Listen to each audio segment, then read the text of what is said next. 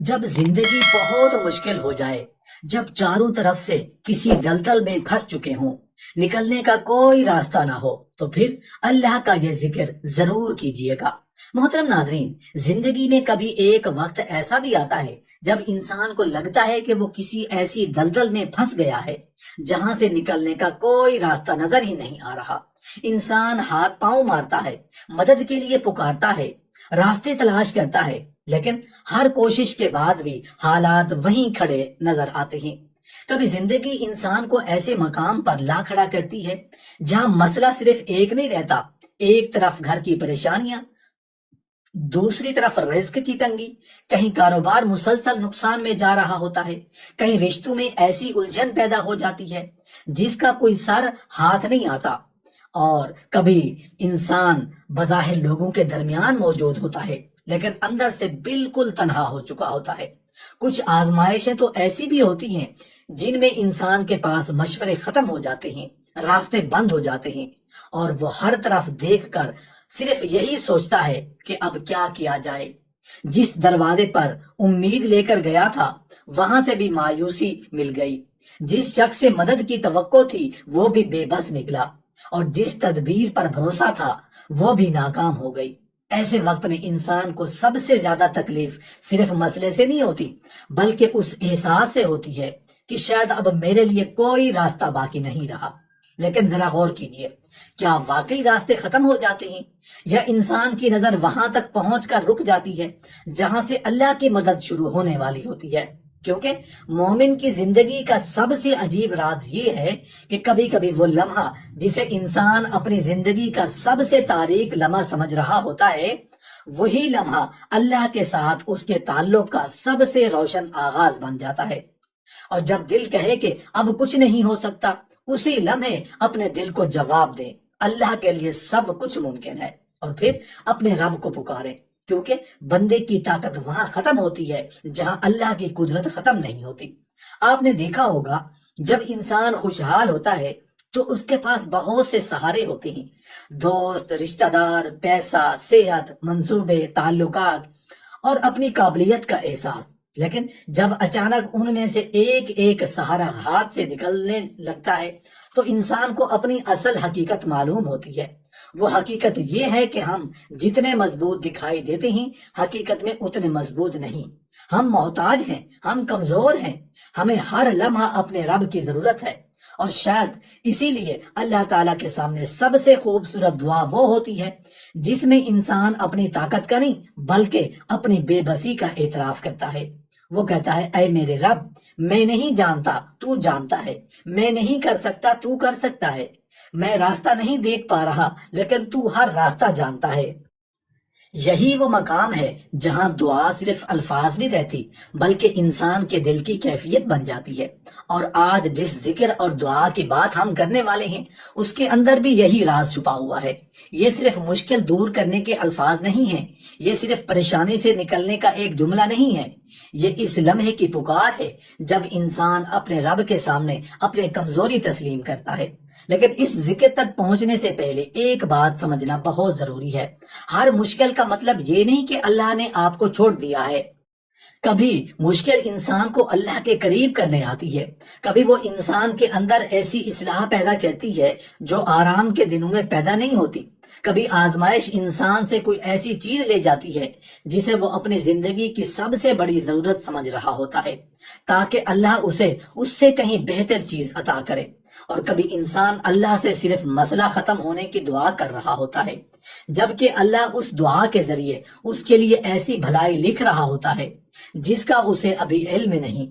اس لیے اگر آج آپ کسی ایسی پریشانی میں ہیں جس نے آپ کی نیند چھین لی ہے، اگر آپ کسی ایسے معاملے میں پھنسے ہوئے ہیں جس کا حل سمجھ نہیں آ رہا، اگر آپ کے سامنے راستے موجود ہونے کے باوجود ہر راستہ بند محسوس ہو رہا ہے، تو ابھی یہ مت سوچیں کہ آپ کی مشکل بہت بڑی ہے۔ اپنے رب کی قدرت کو دیکھیے، کیونکہ مشکل کتنی بھی بڑی ہو اللہ کے لیے مشکل نہیں۔ اور بعض اوقات اللہ کی مدد اس وقت آتی ہے جب انسان کے تمام ظاہری سہارے ختم ہو چکے ہوتے ہیں۔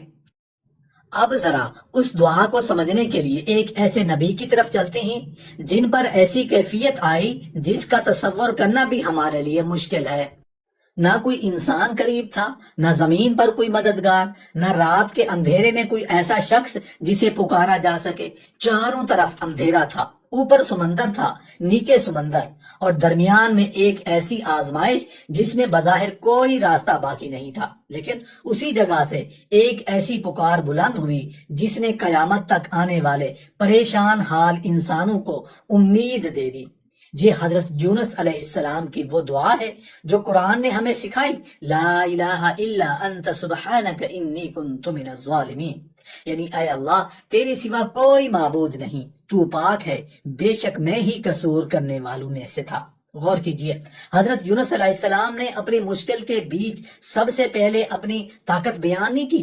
انہوں نے یہ نہیں کہا کہ میں اتنی بڑی آزمائش میں ہوں، مجھے یہاں سے نکال دے کیونکہ میں اس کا مستحق ہوں۔ انہوں نے اللہ کی وحدانیت بیان کی، اللہ کی پاکیزگی بیان کی، اور پھر اپنی کمزوری اور اپنے قصور کا اعتراف کیا۔ یہی اس دعا کی گہرائی ہے۔ انسان جب اللہ کے سامنے اپنی حقیقت تسلیم کرتا ہے تو وہ دراصل اپنی امید ختم نہیں کر رہا ہوتا، بلکہ اپنی امید کو صحیح جگہ منتقل کر رہا ہوتا ہے۔ اپنی طاقت سے اللہ کی قدرت کی طرف، اپنی تدبیر سے اللہ کی تدبیر کی طرف، اپنے محدود علم سے اس رب کے علم کی طرف جو ہر چیز کو جانتا ہے۔ اور پھر قرآن ہمیں بتاتا ہے کہ اللہ تعالیٰ نے حضرت یونس علیہ السلام کی پکار قبول فرمائی اور انہیں غم سے نجات دی۔ لیکن بات صرف یہاں ختم نہیں ہوئی۔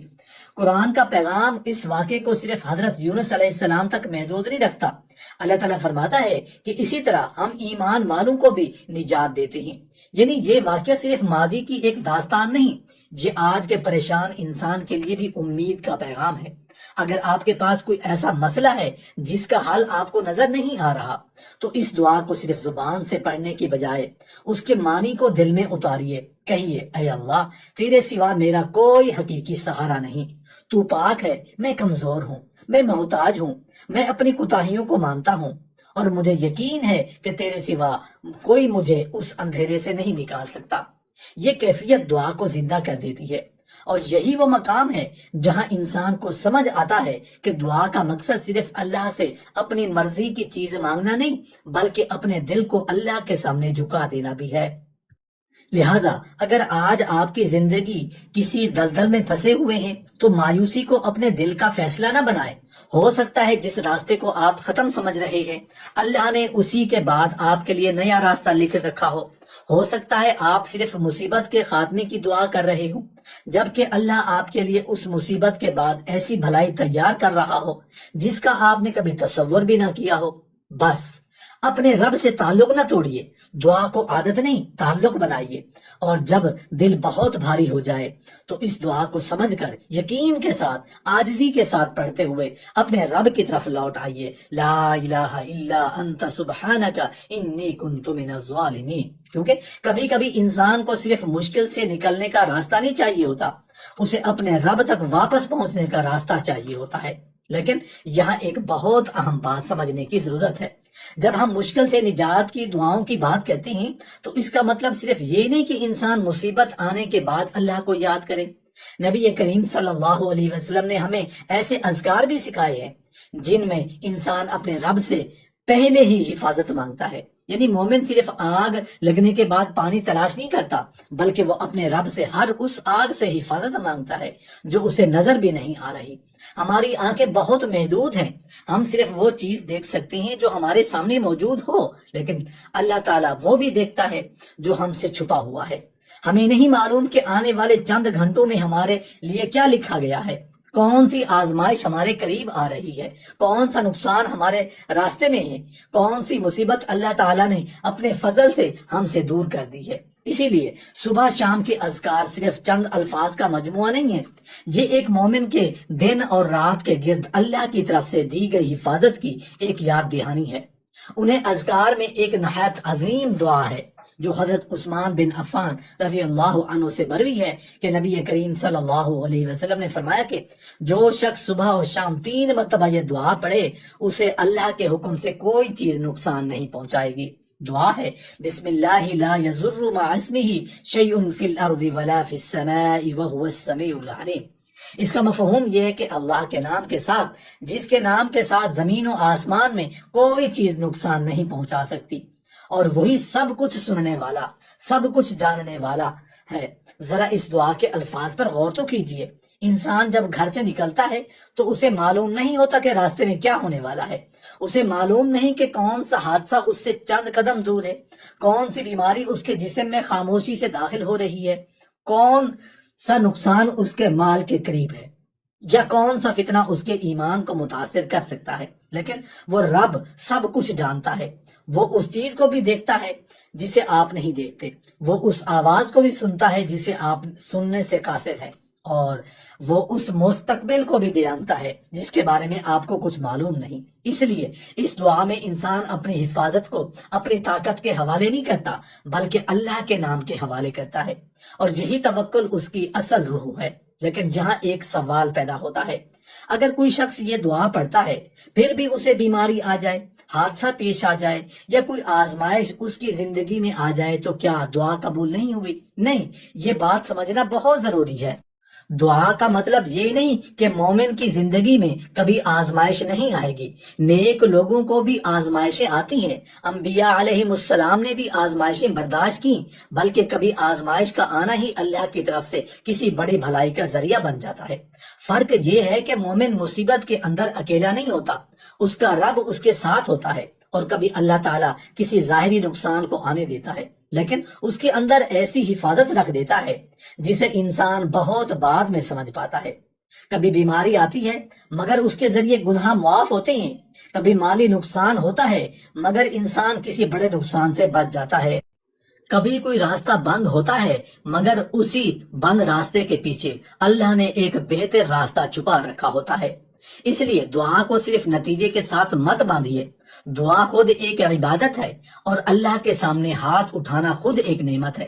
اسی طرح صبح شام کی دعاؤں میں ایک اور نہایت خوبصورت دعا ہے جس میں انسان اپنے رب سے اپنے جسم، سماعت اور بینائی کی عافیت مانگتا ہے۔ اللہم عافنی فی بدنی، اللہم عافنی فی سمعی، اللہم عافنی فی بصری، لا الہ الا انت۔ اے اللہ میرے جسم میں عافیت عطا فرما، اے اللہ میری سماعت میں عافیت عطا فرما، اے اللہ میری بصارت میں عافیت عطا فرما، تیرے سوا کوئی معبود نہیں۔ اور اس کے بعد اللہ کے نبی صلی اللہ علیہ وسلم سے منقول دعا میں انسان کفر اور محتاجی سے بھی اللہ کی پناہ مانگتا ہے، عذاب قبر سے حفاظت طلب کرتا ہے۔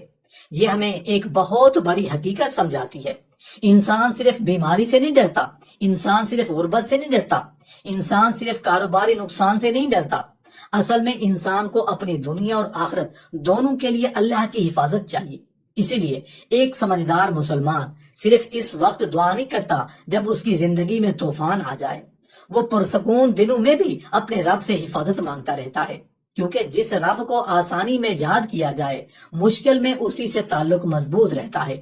اور پھر آتے ہیں ان دعاؤں کی طرف جو مشکل آ جانے کے بعد انسان کے دل کو سہارا دیتی ہیں۔ یہاں حضرت یونس علیہ السلام کی دعا ہمیں ایک ایسا سبق دیتی ہے جسے شاید ہم اپنی پوری زندگی کے لیے یاد رکھ سکتے ہیں۔ حضرت یونس علیہ السلام کی آزمائش صرف جسمانی نہیں تھی، وہ ایک ایسی تنہائی تھی جس میں انسان کے تمام ظاہری سہارے ختم ہو جاتے ہیں، لیکن جب کوئی ظاہری سہارا باقی نہ رہا تو ایک سہارا باقی تھا، اللہ۔ اور یہی وجہ ہے کہ ان کی زبان سے نکلنے والے الفاظ آج بھی پریشان حال دلوں کے لیے امید بنے ہوئے ہیں، لا الہ الا انت سبحانک انی کنت من الظالمین۔ اس دعا میں 3 انتہائی گہری چیزیں جمع ہو گئی ہیں۔ پہلی اللہ کی وحدانیت، دوسری اللہ کی پاکیزگی، اور تیسری اپنی کمزوری اور کوتاہی کا اعتراف۔ یہی وہ لمحہ ہے جہاں انسان اپنی پریشانی کو صرف مسئلہ نہیں سمجھتا بلکہ اسے اپنے رب کی طرف واپسی کا ذریعہ بنا لیتا ہے۔ اور نبی کریم صلی اللہ علیہ وآلہ وسلم نے اس دعا کے بارے میں ایسی بشارت دی کہ جو مسلمان اس دعا کے ذریعے اللہ کو پکارے، اللہ تعالیٰ اس کی دعا کا جواب عطا فرماتا ہے۔ قرآن مجید میں حضرت یونس علیہ السلام کا واقعہ بیان کرنے کے بعد اللہ تعالیٰ فرماتا ہے وَكَذَلِكَ نُنْجِي الْمُؤْمِنِينَ، یعنی اسی طرح ہم ایمان والوں کو نجات دیتے ہیں۔ غور کیجئے، یہاں صرف حضرت یونس علیہ السلام کی نجات کا ذکر نہیں رہا تھا، یہاں مومنوں کے لیے امید پیدا کی جاتی ہے۔ یعنی اگر آج آپ زندگی میں بھی کوئی ایسی گھڑی ہے جہاں آپ کو اپنا راستہ نظر نہیں آ رہا تو آپ یہ مت سمجھیں کہ آپ کی کہانی ختم ہو گئی۔ آپ کی نظر شاید اندھیرے تک پہنچ رہی ہو، لیکن اللہ کی قدرت وہاں بھی موجود ہے۔ آپ کو شاید صرف بند دروازے دکھائی دے رہے ہوں، لیکن اللہ کے لیے دروازہ کھولنا کوئی مشکل نہیں۔ آپ شاید سوچ رہے ہوں کہ اب میری مدد کون کرے گا، لیکن ممکن ہے سب سے بڑی حقیقت یہی ہے کہ جب سب سہارے ختم ہو جائیں تو اللہ کا سہارا ختم نہیں ہوتا۔ اسی لیے مشکل کے وقت سب سے پہلے اپنی زبان کو شکایت سے نہیں، ذکر سے آباد کریں۔ اپنی تنہائی کو مایوسی سے نہیں، دعا سے بھریں۔ اپنے مستقبل کے خوف کو لوگوں کے سامنے بار بار بیان کرنے کی بجائے اپنے رب کے سامنے رکھیں۔ اسے بتانے کے لیے نہیں کہ وہ نہیں جانتا، بلکہ اس لیے کہ آپ کو خود یاد رہے کہ آپ کس کے سامنے کھڑے ہیں۔ اور ایک بات ہمیشہ یاد رکھیں، اللہ سے مانگنے کا مطلب یہ نہیں کہ آپ دنیاوی اسباب چھوڑ دیں۔ اگر بیماری ہے تو علاج کریں، اگر کاروبار کا مسئلہ ہے تو تدبیر کریں، اگر قرض ہے تو حلال طریقے سے ادا کرنے کی کوشش کریں، اگر گھر میں مسئلہ ہے تو حکمت کے ساتھ اسے حل کرنے کی کوشش کریں، لیکن اسباب کو اپنا رب نہ بنائیں۔ دوائی سبب ہے، شفا دینے والا اللہ ہے۔ کاروبار سبب ہے، رزق دینے والا اللہ ہے۔ انسان مدد کا ذریعہ ہے، حقیقی مددگار اللہ ہے۔ اور یہی فرق ایک مومن کو اندر سے مضبوط بناتا ہے۔ وہ کوشش بھی کرتا ہے، دعا بھی کرتا ہے، دروازہ بھی کھٹکھٹاتا ہے، اور اپنے رب کے سامنے بھی جھکتا ہے۔ وہ علاج بھی کرواتا ہے، شفا بھی اللہ سے مانگتا ہے، رزق کے لیے محنت بھی کرتا ہے، دل کا بھروسہ اللہ پر رکھتا ہے۔ پھر اگر آج آپ واقعی کسی مشکل میں ہیں تو صرف یہ نہ کہیں کہ میری مشکل کب ختم ہوگی، یہ بھی کہیں اے اللہ اگر یہ مشکل میرے لیے امتحان ہے تو مجھے اس میں ثابت قدم رکھ، اگر اس کے اندر میرے لیے کوئی اصلاح ہے تو مجھے سمجھ عطا فرما، اگر اس میں کوئی نقصان ہے تو اپنے فضل سے اسے میرے لیے خیر کا ذریعہ بنا دے، اور اگر میرے لیے اس مشکل سے نکلنا بہتر ہے تو میرے لیے ایسا راستہ کھول دے جس کا میں تصور بھی نہ کر سکتا ہوں۔ یہ دعا کا ایک اور خوبصورت پہلو ہے۔ ہم اکثر اللہ سے وہ چیز مانگتے ہیں جو ہمیں نظر آ رہی ہوتی ہے، لیکن اللہ وہ بھی جانتا ہے جسے ہم دیکھ نہیں سکتے۔ ہم کہتے ہیں یا اللہ یہ مسئلہ ختم کر دے، اور اللہ کبھی ہمیں صرف مسئلے سے نہیں نکالتا بلکہ اس مسئلے کے بعد ہماری زندگی کو ایک ایسے رخ پر ڈال دیتا ہے جس کے بارے میں ہم نے سوچا بھی نہیں ہوتا۔